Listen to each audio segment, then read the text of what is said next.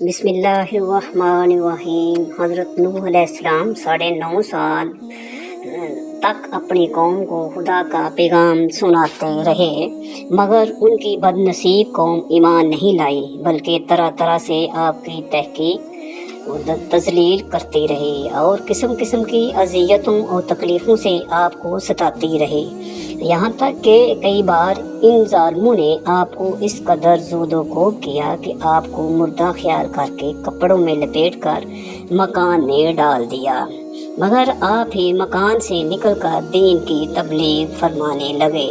مگر ان تکلیفوں اور مصیبتوں پر بھی آپ یہی دعا فرمایا کرتے تھے کہ اے میرے پروردگار، تو میری قوم کو بخش دے اور ہدایت عطا فرما، کیونکہ یہ مجھ کو نہیں جانتے ہیں۔ حضرت نوح علیہ السلام کی تبلیغ کے جواب میں قوم نے سرکشی کا مظاہرہ کیا، آپ علیہ السلام کو جھوٹا قرار دیا، توحید کو ماننے اور شرک کو چھوڑنے سے انکار کر دیا، اور اس کے علاوہ دھمکی دی کہ اگر تم اپنے واعظ و نصیحت اور دین کی دعوت سے باز نہ آئے تو ہم پتھر مار کر قتل کر دیں گے۔ اس انکار و تکذیب اور دھمکیوں کے ساتھ آپ علیہ السلام کی شان میں گستاخانہ جملے بھی کہنے لگے کہ یہ پاگل ہے، یہاں تک کہ ایک دن یہ وحی نازل ہو گئی کہ اے نوح علیہ السلام، اب تک جو لوگ مومن ہو چکے ہیں ان کے سوا اور دوسرے لوگ کبھی ہرگز ایمان نہیں لائیں گے۔ اس کے بعد آپ اپنی قوم کے ایمان لانے سے نا امید ہو گئے اور آپ نے اس قوم کی ہلاکت کے لیے دعا فرما دی، اور اللہ تعالیٰ نے آپ کو حکم دیا کہ آپ ایک کشتی تیار کریں۔ چنانچہ 100 برس میں آپ نے لگاتے ہوئے ساگوان کے درخت تیار ہو گئے، اور آپ نے ان 3 درختوں کی لکڑیوں سے ایک کشتی بنا لی۔ اس میں 3 درجے تھے، نچلے طبقے میں درندے، پرندے اور حشرات الارض وغیرہ، اور درمیانی طبقے میں چوپائی وغیرہ جانوروں کے لیے، اور بالائی طبقے میں خود اور مومنین کے لیے جگہ بنائی۔ جب آپ کشتی بنانے میں مصروف تھے تو آپ کی قوم آپ کا مذاق اڑاتی تھی۔ کوئی کہتا کہ اے نوح علیہ السلام، اب تم بڑھائی بن گئے ہو، حالانکہ پہلے تم کہا کرتے تھے کہ میں خدا کا نبی ہوں۔ کوئی کہتا اے نوح علیہ السلام، اس خشک زمین میں تم کشتی کیوں بنا رہے ہو؟ آپ علیہ السلام ان کے جواب میں بھی یہی فرماتے تھے کہ آج تم ہم سے مذاق کرتے ہو، لیکن مت گھبراؤ، جب خدا کا عذاب بصورت طوفان آ جائے گا تو ہم تمہارا مذاق اڑائیں گے۔ ان کی قوم پر عذاب نازل ہونے اور ان کی ہلاکت کا وقت آ گیا۔ اللہ تعالیٰ نے حضرت نوح علیہ السلام سے اس عذاب کے نازل ہونے کی علامت یہ بیان فرمائی تھی کہ جب تم تندور میں سے پانی جوش مارتا دیکھو تو سمجھ لینا کہ عذاب کے نزول کا وقت آ پہنچا ہے۔ حضرت نوح علیہ السلام کے اہل خانہ کے یہ کل 7 افراد تھے، اور وہ لوگ جو حضرت نوح علیہ السلام پر ایمان لائے یہ کل 80 افراد تھے۔ صحیح تعداد اللہ تعالیٰ ہی جانتا ہے۔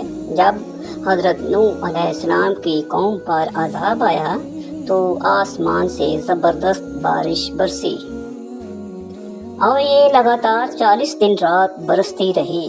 پانی پہاڑوں سے اونچا ہو گیا، یہاں تک کہ ہر چیز اس میں ڈوب گئی۔ حضرت نوح علیہ السلام کا ایک بیٹا کنعان اور ایک بیوی کافرہ تھی، یہ بھی اس طوفان میں غرق ہو گئے۔ اللہ پاک نے ہر قوم کی طرف کسی نہ کسی نبی کو مبعوث فرمایا تاکہ قوم ہدایت پر آ جائے، مگر دیگر قوم کی طرح حضرت نوح علیہ السلام کی قوم نے بھی نافرمانی کی۔ حضرت نوح علیہ السلام 950 برس تک اپنی قوم کو خدا کا پیغام سناتے رہے، مگر ان کی بد نصیب قوم ایمان نہیں لائی، بلکہ طرح طرح سے آپ کو تحقیر و تذلیل کرتی رہی۔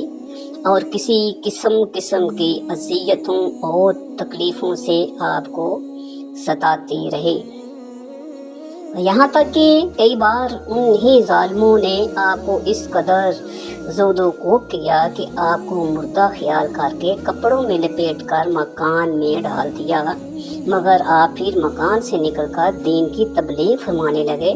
اسی طرح بارہا آپ کو گلا گھونٹتے رہے، یہاں تک کہ آپ کا دم گھٹنے لگا اور آپ بے ہوش ہو جاتے ہیں، مگر ان تکلیفوں اور مصیبتوں پر بھی آپ یہی دعا فرمایا کرتے تھے کہ اے میرے پروردگار، تو میری قوم کو بخش دے اور ہدایت عطا فرما، کیونکہ یہ مجھ کو نہیں جانتے۔ اور قوم کا یہ حال تھا کہ ہر بوڑھا باپ اپنے بچوں کو یہ وصیت کر کے مرتا تھا کہ نوح علیہ السلام بہت پرانے پاگل ہیں، اس لیے کوئی ان کی باتوں کو نہ سنے اور ان کی باتوں پر دھیان نہ دے، یہاں تک کہ ایک دن یہ وحی نازل ہوئی کہ اے نوح، اب تک جو لوگ مومن ہو چکے ہیں ان کے سوا اور دوسرے لوگ ہرگز ایمان نہیں لائیں گے۔ آپ نے اس قوم کی ہلاکت کے لیے دعا فرمایا دی، اللہ نے آپ کو حکم دیا کہ آپ ایک کشتی تیار کریں۔ جب آپ کشتی بنانے میں مصروف تھے تو آپ کی قوم آپ کا مذاق اڑاتی تھی، کوئی کہتا کہ اے نوح اب تم بڑھئی بن گئے ہو، حالانکہ پہلے تم کہا کرتے تھے کہ میں خدا کا نبی ہوں۔ کوئی کہتا اے نوح اس خشک زمین میں تم کشتی کیوں بنا رہے ہو، کیا تمہاری عقل ماری گئی ہے؟ غرض طرح طرح کا مذاق اور بد زبانیاں اور طعنہ بازیاں کرتے رہتے تھے۔ آپ ان کے جواب میں یہی فرماتے تھے کہ آج تم ہم سے مذاق کرتے ہو، لیکن گھبراؤ مت، جب خدا کا عذاب بصورت طوفان آ جائے گا تو ہم تمہارا مذاق اڑائیں گے۔ پھر جب طوفان آیا تو طوفان میں کشتی والوں کے سوا ساری قوم اور کل مخلوق غرق ہو کر ہلاک ہو گئی۔ حضرت نوح علیہ السلام کی قبر انور کہاں ہے؟ ناظرین، خدا نے رب ذوالجلال نے دعوت و تبلیغ کے لیے حضرت نوح علیہ السلام کو منتخب کیا، جنہوں نے 950 سال تک اپنی امت کو راہ راست پر آنے کا درس دیا، پھر بھی صرف 80 لوگ ان پر ایمان لائے۔ حضرت نوح علیہ السلام کا تعلق حضرت آدم علیہ السلام کی 9ویں یا 10ویں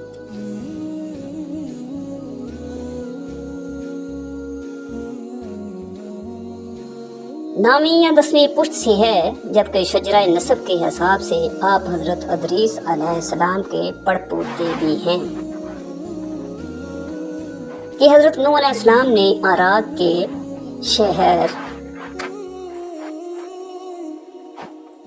شہر میں تبلیغ کی، کیونکہ اس علاقے میں آپ علیہ السلام کی موجودگی کے آثار ملتے ہیں، جبکہ اس شہر کی تاریخ میں جس اصلاح پسند شخص کا ذکر ہے ان کے احوال حضرت نوح علیہ السلام سے ملتے ہیں۔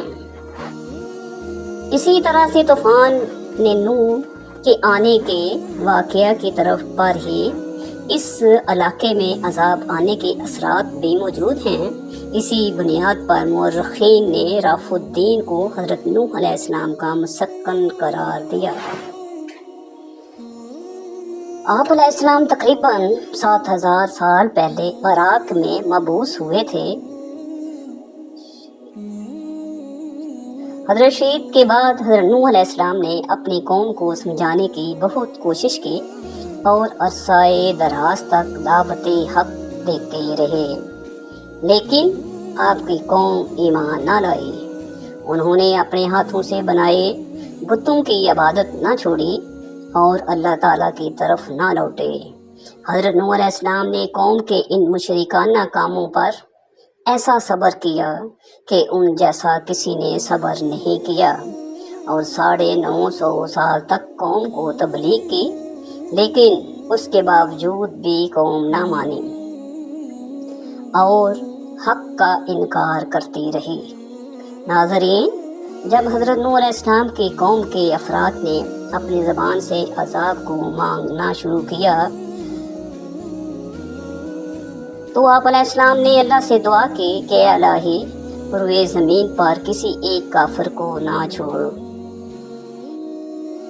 کسی ایک کافر کو نہ چھوڑنا۔ یہ دعا قبول ہوئی اور اللہ تعالیٰ نے آپ علیہ السلام کو اپنی نگرانی میں ایک کشتی بنانے کا حکم دیا۔ قوم نے جب آپ کو اس نئے مشغلے میں دیکھا تو انہوں نے ایک شغل اور بنا لیا۔ لوگ نوح علیہ السلام کا مذاق اڑانے لگے، کہنے لگے اے نوح یہ کیا ہو رہا ہے، تم بڑھئی کب سے بن گئے ہو؟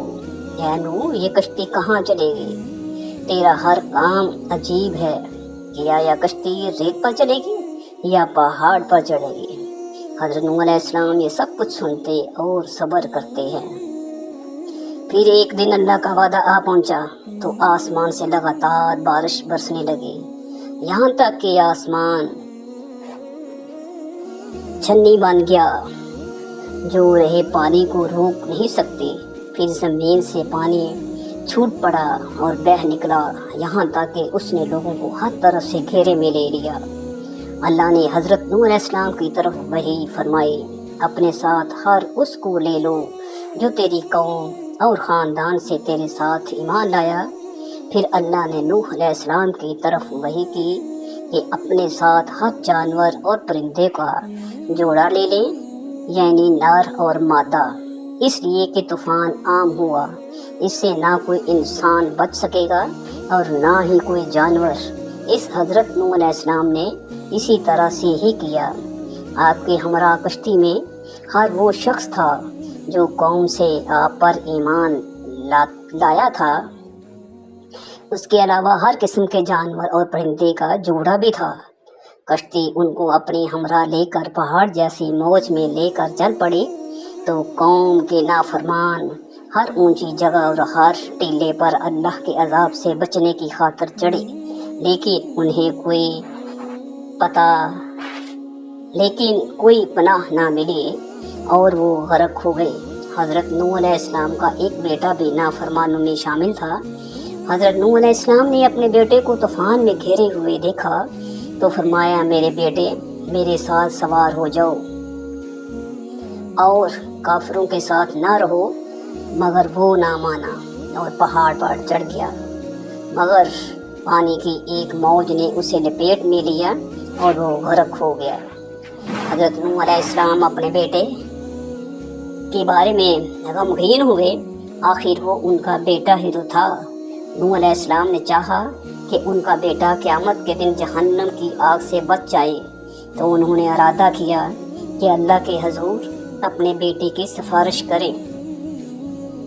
لہٰذا آپ نے اپنے رب کو پکارا اور کہا کہ میرا بیٹا میرے خاندان سے ہے، تیرا وعدہ برحق ہے اور تم سب حاکموں سے بڑھ کر حاکم ہے، لیکن اللہ خاندانوں کی طرف نہیں دیکھتا، اعمال کی طرف دیکھتا ہے۔ اللہ مشرکوں کے بارے میں سفارش قبول نہیں کرتا، مشرک کسی بھی نبی کا خاندان نہیں ہوتا، اگرچہ وہ اس کا بیٹا ہی کیوں نہ ہو۔ ناظرین، اللہ تعالیٰ نے حضرت نوح علیہ السلام کو اس بات پر تنبیہ کی اور فرمایا اے نوح وہ تیرے خاندان میں سے نہیں، اس کا عمل نیک نہیں، مجھ سے سوال نہ کرنا جس کا تجھے علم نہیں، میں تجھے نصیحت کرتا ہوں کہ کہیں تم ناواقف نہ رہ جانا۔ اس وحی کے بعد حضرت نوح علیہ السلام محتاط ہو گئے اور اللہ سے توبہ کی اور عرض کیا میرے رب، میں تیرے حضور پناہ چاہتا ہوں کہ میں تجھ سے وہ کچھ مانگوں جس کا مجھے علم نہیں، اگر تو نے مجھے نہ بخشا اور مجھ پر رحم نہ کیا تو میں خسارہ پانے والوں میں سے ہو جاؤں گا۔ پھر جب وہ کچھ ہو گیا جس کا اللہ تعالیٰ نے ارادہ فرمایا تھا، یعنی کافر طوفان میں غرق ہو گئے، تو آسمان سے پانی برسنا بند ہو گیا اور زمین سے بھی پانی ابلتا ہوا بند ہو گیا، تو کشتی جو وہی پہاڑ پر ٹھہر گئی۔ پھر حضرت نوح علیہ السلام اللہ تعالیٰ کے حکم سے زمین پر اترے اور خشکی پر سلامتی کے ساتھ چلنے لگے۔ اللہ تعالیٰ نے حضرت نوح علیہ السلام کی اولاد میں برکت عطا کی، وہ زمین پر پھیل گئی۔ حضرت نوح علیہ السلام کی اپنے بیٹے کو وصیت کے حوالے سے ایک روایت میں سیدنا عبداللہ بن عمر رضی اللہ تعالیٰ عنہ بیان کرتے ہیں کہ ہم لوگ رسول اللہ صلی اللہ علیہ وآلہ وسلم کی خدمت اقدس میں حاضر تھے کہ ایک بدو آیا۔ اس نے شام کے شہر سیجان کا بنا ہوا جبہ پہنا ہوا تھا جس کو ریشم کے بنے ہوئے بٹن لگے ہوئے تھے۔ اس نے کہا، تم لوگوں کا ساتھی یعنی محمد صلی اللہ علیہ وآلہ وسلم شہواروں کی اولاد، شہواروں کو یعنی جدی پشتی معزز لوگوں کو ذلیل کر دینا چاہتا ہے اور گڈریوں اور اولاد گاڑیوں کو بلند کر دینا چاہتا ہے۔ تو حضور نبی کریم صلی اللہ علیہ وسلم نے اس کا جبہ پکڑ کر فرمایا، میں تجھے بھی عقلوں کا لباس پہنتے ہوئے دیکھ رہا ہوں۔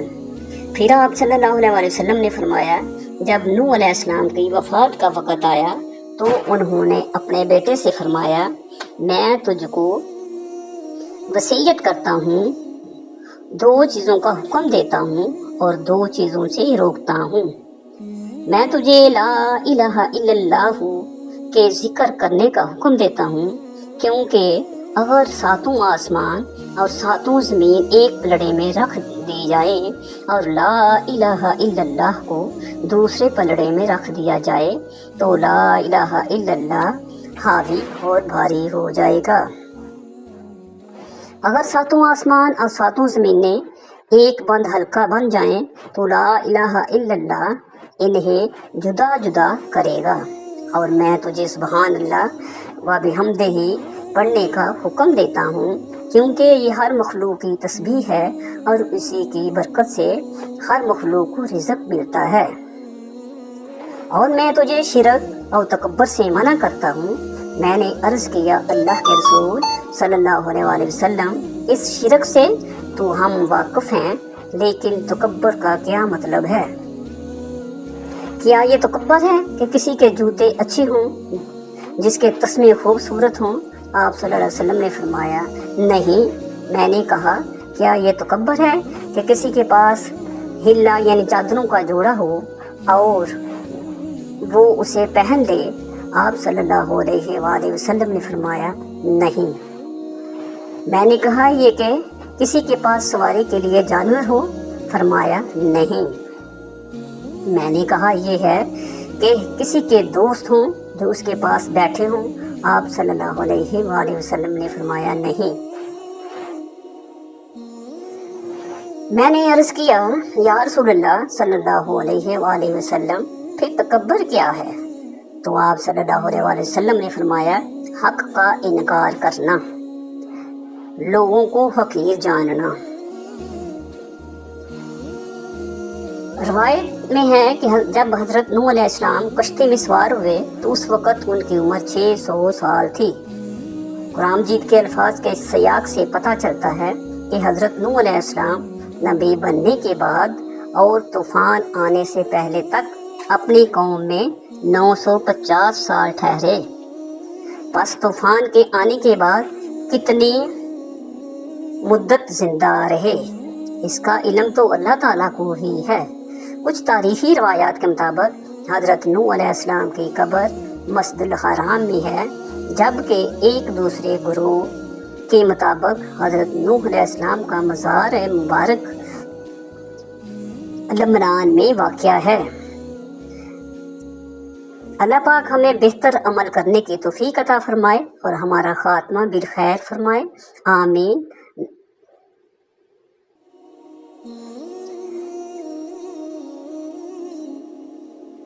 ناظرین، کمنٹ باکس میں اللہ تعالیٰ کے 99 ناموں میں سے ایک نام ضرور ٹائپ کیجیے گا۔ شکریہ۔